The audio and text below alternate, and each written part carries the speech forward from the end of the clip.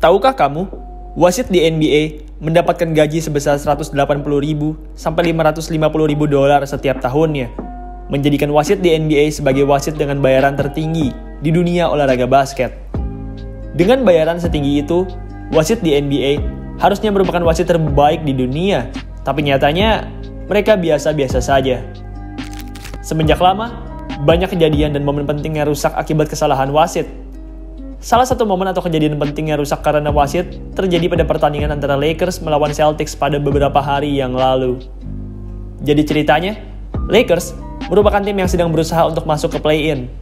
Sebagai tim yang dipimpin oleh LeBron James dan sebagai tim yang punya market besar, Los Angeles Lakers pastinya ingin lolos dan eksis ke playoff.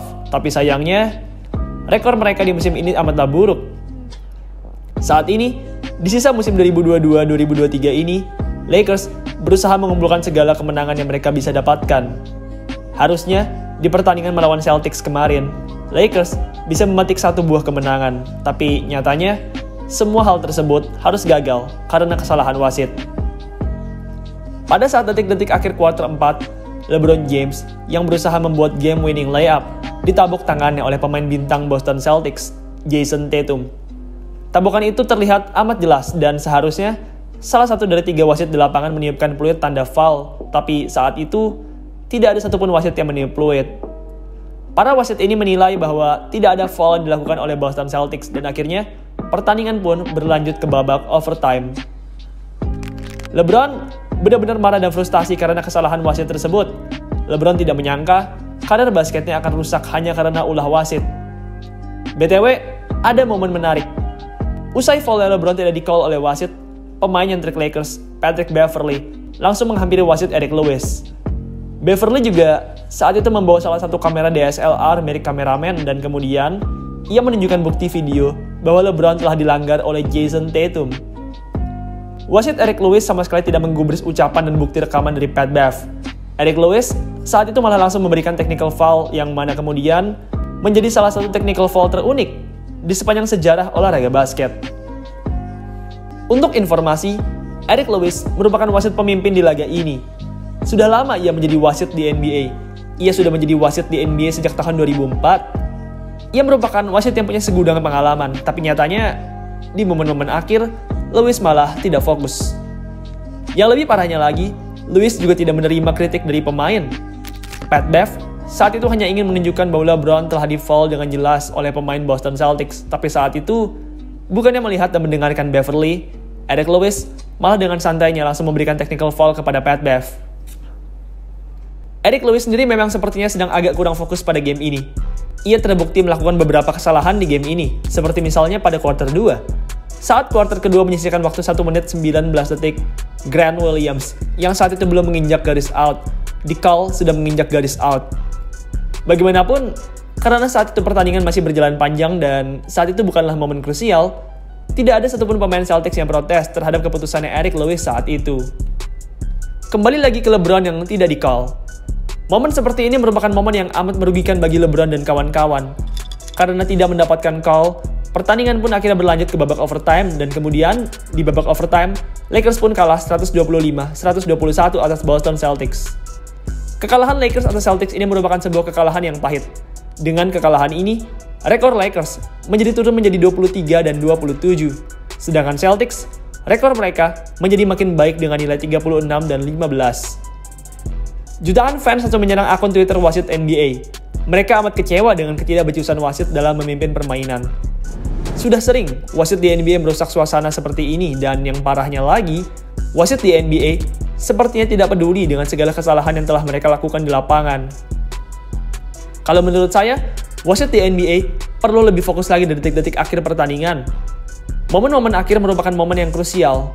Kalah dan menang ditentukan di detik-detik akhir dan wasit sebagai hakim dari pertandingan, sudah sepantasnya mereka dapat fokus di momen-momen penting tersebut. Saya tahu, wasit hanyalah manusia biasa yang juga sering salah. Jika mereka melakukan kesalahan di saat momen yang tidak penting, saya yakin fans dan para pemain akan memaafkan hal tersebut. Tapi, jika mereka melakukan kesalahan di momen-momen penting, maka fans dan para pemain pasti tidak bisa memaafkan mereka. Ngomong-ngomong, lewat akun Twitter resmi Persatuan Wasit NBA, Mereka sudah mengirimkan permintaan maaf yang mendalam tentang kesalahan pada saat pertandingan antara Lakers dan Celtics ini. Mereka berkata, mereka meminta maaf karena kesalahan ini. Mereka juga berkata bahwa mereka hanyalah manusia yang juga bisa salah. Yang lebih menyedihkannya lagi, mereka berkata bahwa mereka tidak bisa tidur karena insiden ini. Tapi, sepertinya itu tidaklah benar. Wasit Eric Lewis dengan mudahnya langsung memberikan technical foul kepada Pat Bev. Padahal, Pat Bev saat itu hanya ingin membuktikan kesalahan wasit pada detik-detik akhir kuarter 4. Wasit di pertandingan antara Celtics melawan Lakers ini juga saat itu tidak melihat replay usai kesalahan mereka.